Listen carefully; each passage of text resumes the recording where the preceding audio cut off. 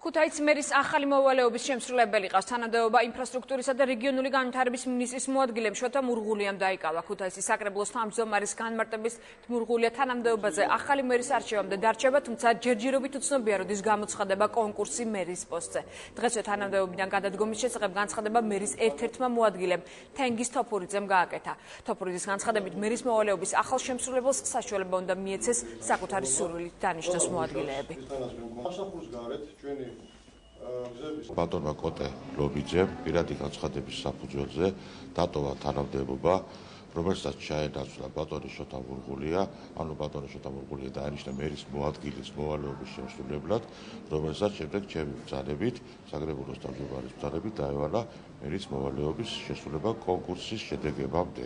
თუკი 2013 წელს ქუთაისში განხორციელდა არნახული მასშტაბებით ინფრასტრუქტურული პროექტები, ეს სწორედ ბატონი შოთას და მისი გუნდის დამსახურება, მათი ინიციირებით მოხდა ეს ყველაფერი.